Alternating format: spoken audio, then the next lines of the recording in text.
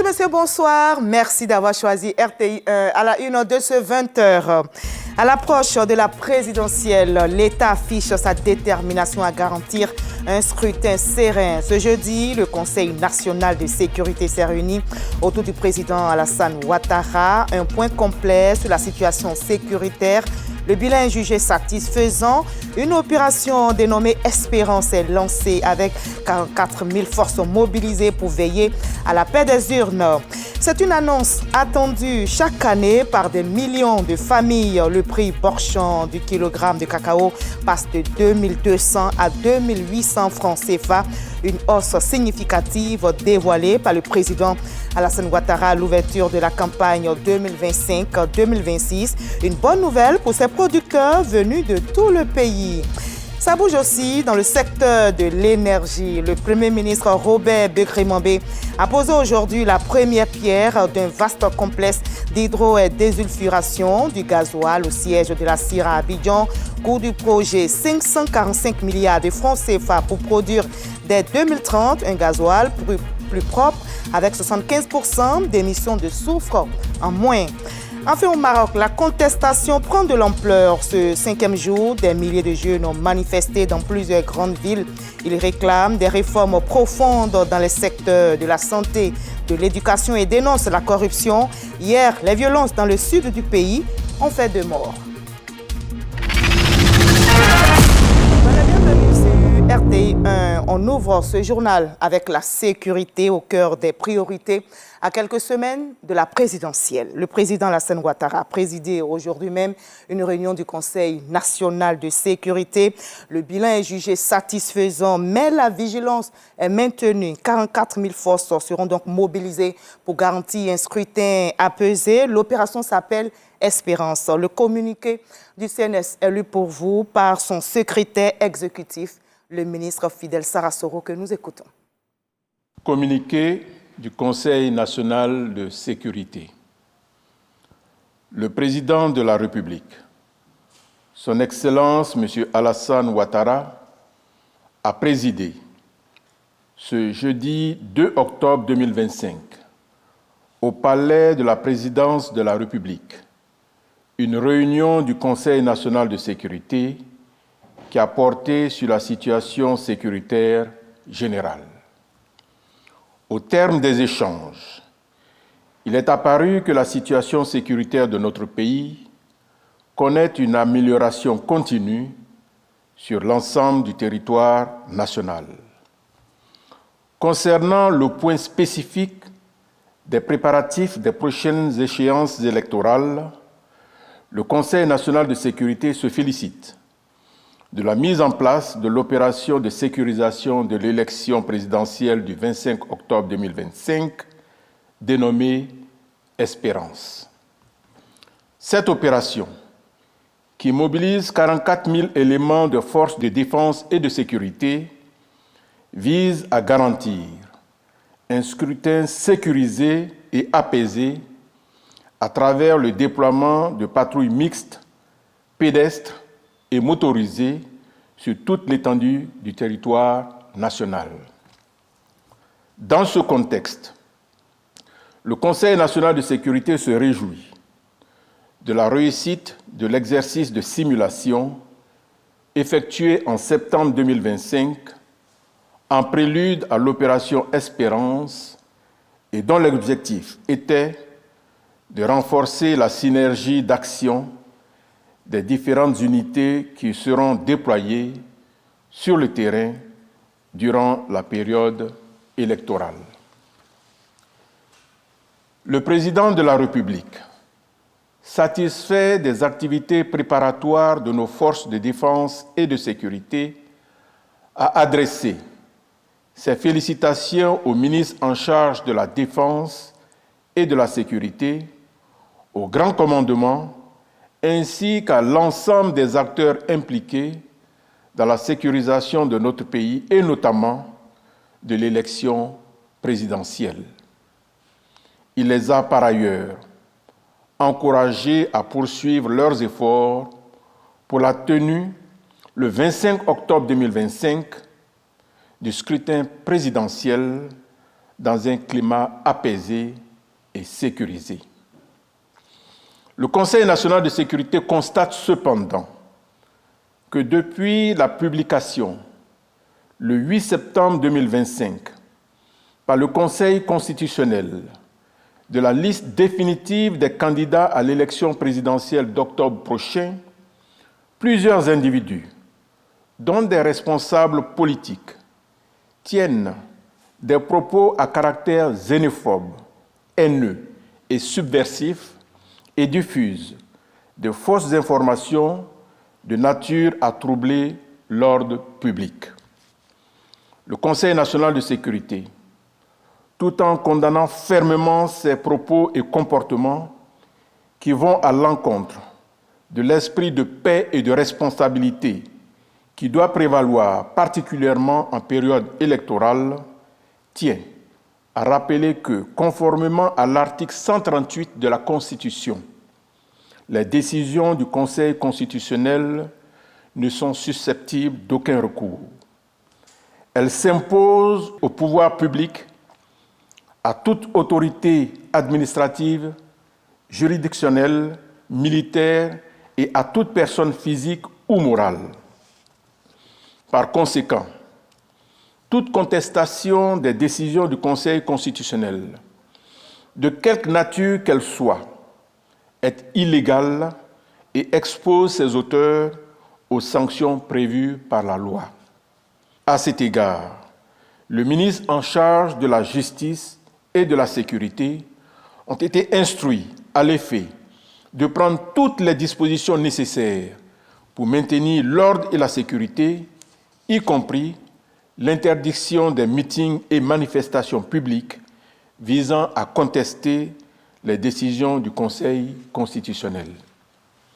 Le chef de l'État tient par ailleurs à adresser ses félicitations à l'ensemble des acteurs engagés dans l'apaisement du processus électoral. Il félicite en particulier la Chambre nationale des rois et chefs traditionnels de Côte d'Ivoire pour sa récente tournée de sensibilisation et d'écoute des populations effectuée sur toute l'étendue du territoire national pour une élection présidentielle apaisée.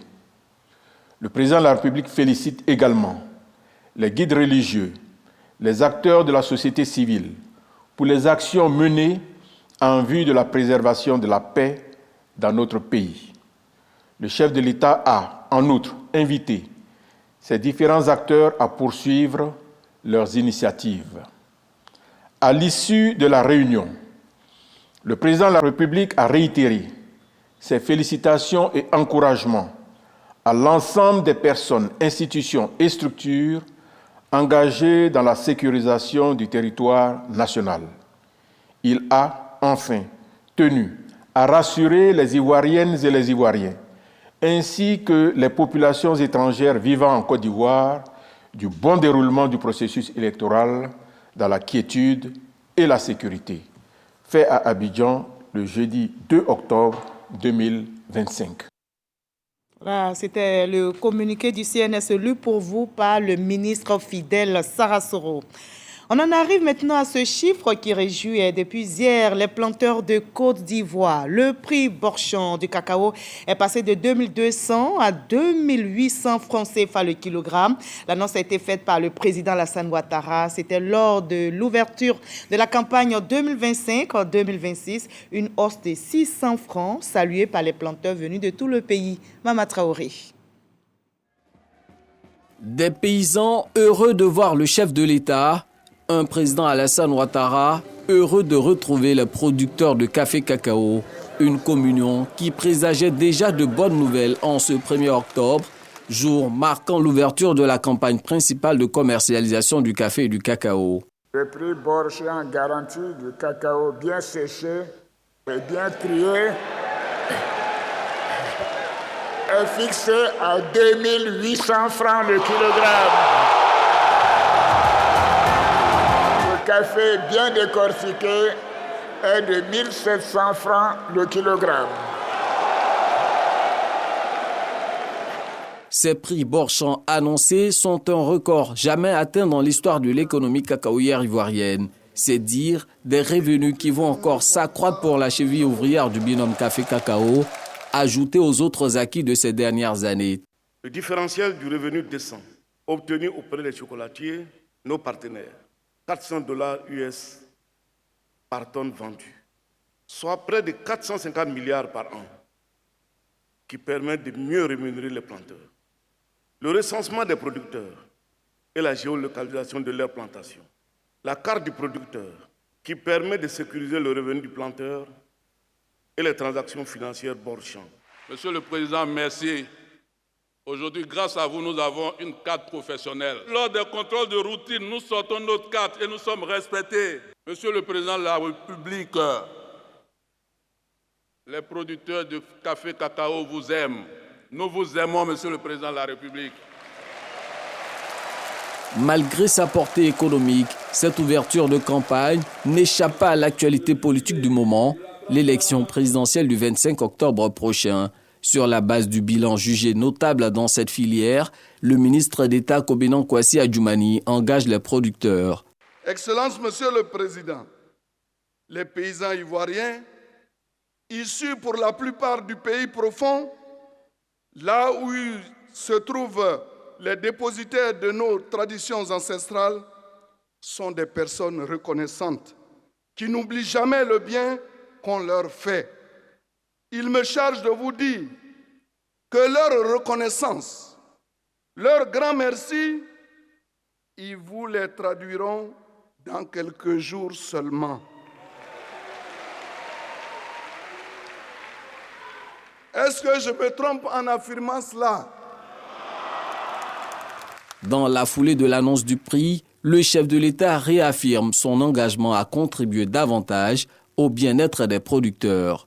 Notre ambition va au-delà de la production et de la rémunération des producteurs. Nous voulons faire en sorte que notre pays transforme davantage pour tirer le meilleur des chaînes de valeur internationales. L'inauguration récente du complexe agro-industriel de Transcao, qui intègre la création d'un centre de formation au métier du chocolat, s'inscrit dans ce cadre. Grâce aux efforts soutenus constants, nous sommes devenus le premier broyeur mondial de cacao. Oui, nous devons en être fiers. Nous devons aller plus loin. Nous voulons faire émerger les capacités nationales, encourager les entrepreneurs locaux, du petit artisan au grand transformateur, et intégrer pleinement nos jeunes dans cette filière. Des ambitions encore plus grandes, des défis à relever. Une chose est sûre, la Côte d'Ivoire entend consolider sa place de leader mondial du cacao. Voilà, et bonne campagne à tous les producteurs de Côte d'Ivoire. Ça bouge aussi très bien dans le secteur de l'énergie. Ce jeudi, le Premier ministre Robert Bugré-Mambé a posé la première pierre d'un vaste complexe d'hydrodésulfuration et du gasoil au siège de la CIR à Abidjan, un projet de 545 milliards de francs CFA qui, dès 2030, devrait permettre de produire un carburant plus propre, réduisant de 75% les émissions de soufre, nous rapporte Marie-Chantal Akanda. Moins de soufre dans le gasoil, plus d'oxygène pour l'avenir. Le Premier ministre Robert Bugré-Mambé lance les travaux du complexe d'hydrodésulfuration HDS à la Société ivoirienne de raffinage, CIR. Ainsi, la Côte d'Ivoire écrit une nouvelle page de son histoire énergétique. La CIR est forte parce que son marché a triplé en 15 ans en passant d'1 million de tonnes par an en 2011 à plus de 3 millions de tonnes en 2025 grâce au développement spectaculaire de notre pays. Aujourd'hui, l'État a accepté de financer l'HDS à hauteur de 545 milliards. Cette installation ultra-moderne, la première dans une raffinerie existante en Afrique de l'Ouest, va produire à partir de 2030 du gasoil basse teneur en soufre, comme en Europe. Ce gasoil répondra non seulement plus aux besoins techniques des véhicules de nouvelle génération, mais il protégera plus l'environnement. Le ministre Mamadou Sangafoa Coulibaly a souligné le rôle décisif de l'État qui a sauvé la CIR de la faillite. Aujourd'hui, dit-il, le rêve d'une CIR forte, moderne et pérenne est devenu réalité. Le secteur des hydrocarbures est entré dans une phase de profonde mutation, porté qu'il est notamment par les récentes découvertes majeures réalisées dans notre bassin sédimentaire. Nous devons développer les activités de façon volontariste, en totale conformité avec les exigences en matière d'environnement et de transition énergétique. La construction de ce complexe constitue le premier jalon d'une série de projets structurants, identifiés qui seront réalisés par la CIR.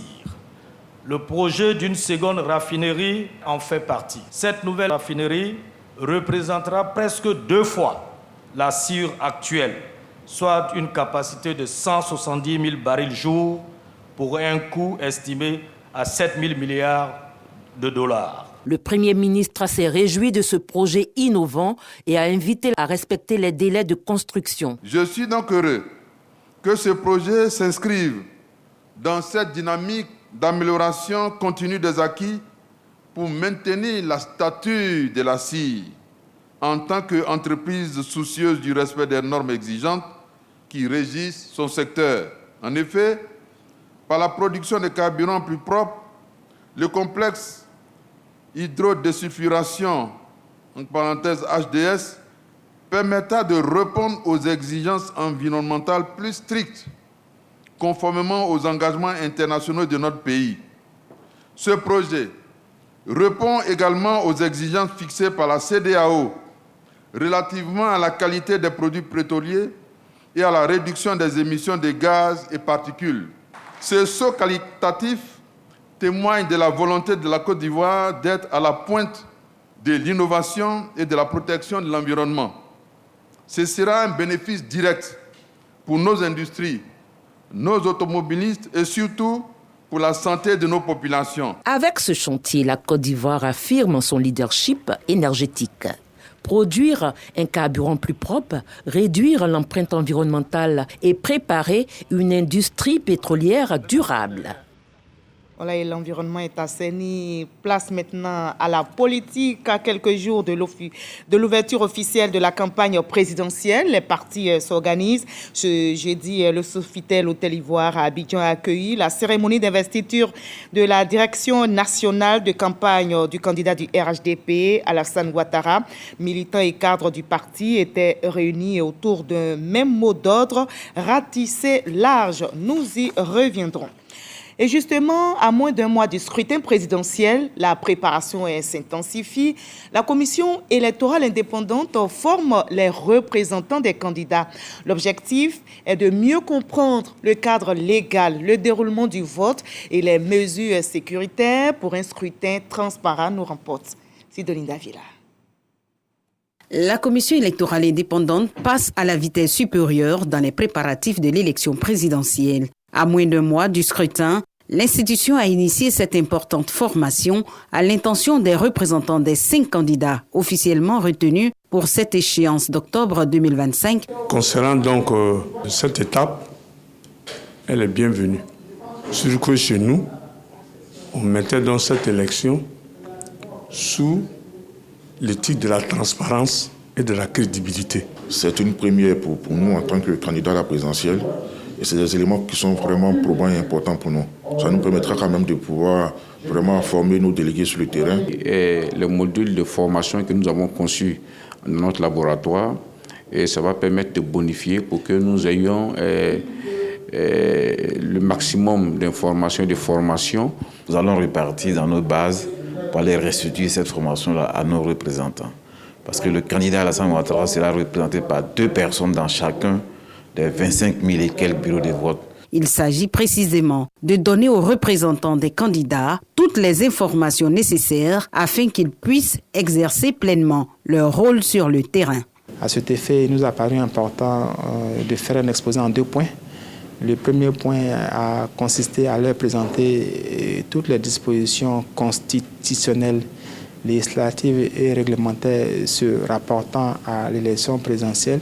À cet égard, nous avons d'abord présenté ce que fait la Commission avant le vote, c'est-à-dire avant le 25 octobre 2025.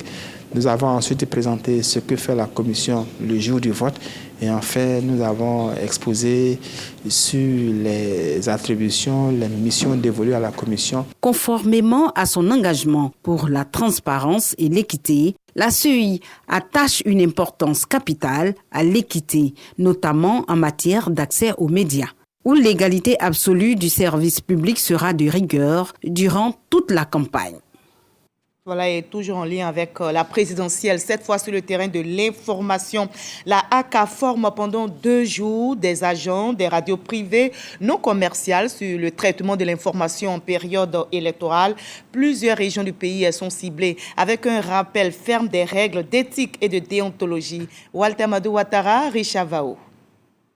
Pour un processus électoral réussi et apaisé, la Haute Autorité de la Communication Audiovisuelle, ACA, forme les responsables des radios privées non commerciales. Un contexte électoral marqué par des défis majeurs tels que la désinformation via les réseaux sociaux. Vos radios seront bien entendu mises à contribution pour informer sur le processus électoral et passer des messages d'apaisement. Vous devez alors faire preuve de professionnalisme en prenant garde d'éviter les partis pris inutiles qui annoncent toujours des situations chaotiques. Ces 77 auditeurs sont outillés pour un meilleur traitement de l'information relativement à la prochaine élection du président de la République de Côte d'Ivoire. Je retiens déjà que bien que nous soyons un média confessionnel, nous avons aussi la lourde charge de sensibiliser, d'informer nos auditeurs et donc c'est très important pour nous de participer à de telles formations. Nous sommes en train d'acquérir une plus-value, laquelle plus-value nous allons pouvoir transmettre à nos auditeurs et les éduquer aux bons réflexes, aux bons propos, à la bonne attitude relativement au scrutin qui se profile le 25 octobre. Le ministère de la Communication accompagne cette session de formation. Autant que nous sommes, chacun a certainement son opinion sur tel ou tel sujet. Mais ce n'est pas cette opinion-là que vous devez faire prévaloir. Il faut d'abord traiter les faits. Et en journalisme, les faits sont sacrés. Sur 305 radios, 234 ont pu bénéficier du renforcement des capacités par la ACA. Voilà, l'organisation médiatique de la présidentielle s'active, comme on le voit. Ce jeudi, l'autorité nationale de la presse, l'ANP, a procédé au tirage au sort fixant l'ordre de passage des différents candidats. Awadon Melo, Alassane Ouattara, Jean-Louis Billon, Henriette Lagou et Simone Evé-Gbagbo. Voici l'ordre de passage des candidats à la présidentielle dans les colonnes de Fraternité Matin et l'agence ivoirienne de presse, AIP. C'est ce qui résulte du tirage au sort déterminant l'ordre de passage des candidats à l'élection présidentielle dans ces organes officiels de presse. Chacun des candidats disposera de 2 passages au cours de la campagne électorale qui, elle, démarre le 10 octobre prochain. Après la ACA, c'est au tour de l'autorité nationale de la presse de procéder à son tirage afin de déterminer les dates auxquelles les différents candidats présenteront leur projet de société. Mais le message particulier, je leur ai déjà indiqué, c'est de faire en sorte que les dates qui ont été retenues pour les passages, les modalités de remise de copies des messages à l'ANP pour validation, que ces dates-là soient respectées pour que chaque candidat puisse profiter des espaces mis à leur disposition dans les médias de service public pour assurer justement l'égalité d'accès. Nous avons aussi indiqué aux représentants des candidats de faire en sorte d'identifier les personnes à même de parler au nom des candidats ou au nom des partis politiques en compétition pour que dans ces médias de service public ne prennent la parole que ceux qui sont habilités par les candidats ou les partis politiques à prendre la parole. La campagne électorale se déroule du 10 au 23 octobre à minuit, soit 14 jours avant le scrutin présidentiel du 25 octobre 2025. L'autre connu, c'était le reportage de Morel Kouakou et Régis Kofi. La candidate du GPP se prépare justement à convaincre. Je vous conduis à Yamoussoukro où Henriette Lagou a reçu ce jeudi la bénédiction de ses parents au cœur même du Vébaouli. Cette étape importante s'est déroulée à la Fondation Félix Houphouët-Boigny pour la recherche de la paix en présence des chefs coutumiers, des femmes et des jeunes venus de plusieurs régions. Le témoignage de Sidonie Davila, Adama Sangaré depuis Yamoussoukro. C'est au cœur de la Fondation Félix Houphouët-Boigny de Yamoussoukro, au lieu symbolique de paix, que la candidate du GPP a tenu ce rendez-vous décisif. À quelques jours seulement du lancement officiel de la campagne, Henriette Lagou est venue chercher ce qu'elle considère comme indispensable. La bénédiction de ses parents, en français comme en langue baouli. L'ancienne ministre s'est longuement entretenue avec les gardiens des us et coutumes. Mais je suis venue prendre l'onction de mes parents. Je suis venue saluer mes parents. Je suis venue sentir la jeunesse baoulée.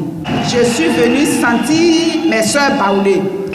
Je suis venue leur traduire mon amour. Réunis en grand nombre, chefs de canton, de tribus, de terres, de villages. Des jeunes, sans oublier des femmes, venues des 4 coins du pays, ont salué cette démarche. C'est d'abord une preuve vraiment de sagesse et de considération.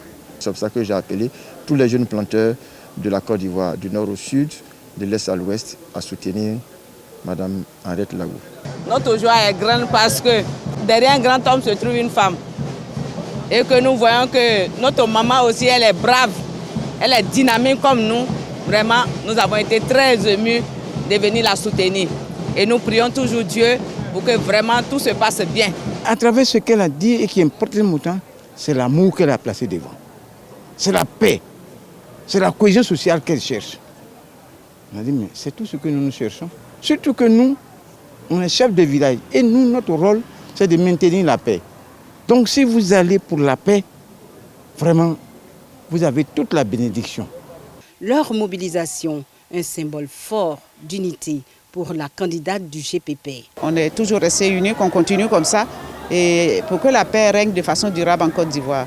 Les parents, ils savent que depuis, notre peuple a toujours prôné la paix, et pour qu'il se porte bien, et pour que la Côte d'Ivoire, toute la Côte d'Ivoire se porte bien. Et nous sommes sur cette lancée.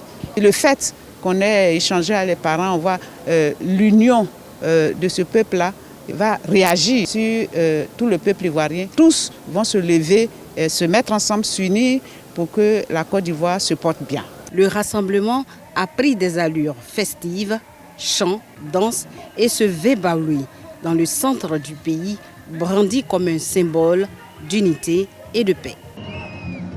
Voilà, et nous restons toujours à Yamoussoukro, où un symbole de l'excellence scientifique s'apprête à renaître. Le lycée scientifique de la capitale de notre pays va être entièrement réhabilité et équipé grâce à un investissement de plus de 28 milliards de francs CFA financé par l'État et l'Agence française de développement. La ministre de l'Éducation nationale, Mariatou Koné, a lancé les travaux. Charles Tatou nous en dit plus. Vieux de 50 ans, le lycée scientifique de Yamoussoukro ne répond plus aux défis du temps. Ces 70 bâtiments de salles de classe et dortoirs vont très bientôt connaître des travaux de réhabilitation et d'équipement. L'établissement va également connaître une extension pour augmenter sa capacité d'accueil de 750 à 2000 élèves. Un espace numérique va être créé avec l'intégration de nouvelles structures, notamment des salles préparatoires aux grandes écoles. Les travaux de réhabilitation et de nouvelles constructions, avec l'appui de l'Agence française de développement, coûteront plus de 28 milliards de francs CFA à l'État de Côte d'Ivoire. La ministre de l'Éducation nationale et de l'alphabétisation, professeure Mariatou Koné, y a effectué le déplacement pour lancer les travaux. Le président Alassane Ouattara a fait de la réhabilitation de cet établissement une priorité. Il s'agit non seulement de remettre en état le patrimoine existant, mais aussi de redonner au lycée son lustre d'antan et le repositionner comme pôle d'excellence scientifique. L'objectif est clair, offrir aux élèves et au personnel du lycée scientifique de Yamoussoukro un cadre de vie et de travail propice à l'épanouissement intellectuel, à la recherche et à l'innovation. Le lycée scientifique de Yamoussoukro a formé, depuis sa création en 1975, 52 000 élèves. La cérémonie de lancement des travaux était aussi une belle occasion de retrouvailles pour ces anciens élèves. Le fait que vous arrivez à rajeunir ce lycée scientifique, et tout autour, je suis le plus heureux. La dégradation des bâtiments s'est fait sentir. Et donc si aujourd'hui on vient lancer les travaux de réhabilitation, et bien entendu, nous ne pouvons que dire merci à M. le Président de la République et à Mme le ministre de l'Éducation nationale. La pose de la première pierre des travaux d'extension du lycée a clôturé la cérémonie. Voilà, on termine par le Maroc où la contestation prend de l'ampleur. Ce 5e jour, des milliers de jeunes ont manifesté dans plusieurs grandes villes. Ils réclament des réformes profondes dans les secteurs de la santé, de l'éducation et dénoncent la corruption. Hier, les violences dans le sud du pays ont fait 2 morts. Voilà, c'est tout pour ce soir. Merci de nous avoir suivis. Demain 20h, Kolo Koulibaly prendra le relais. Moi, je vous donne rendez-vous à lundi et surtout, on n'oublie pas, c'est dans la paix. Trésor inestimable.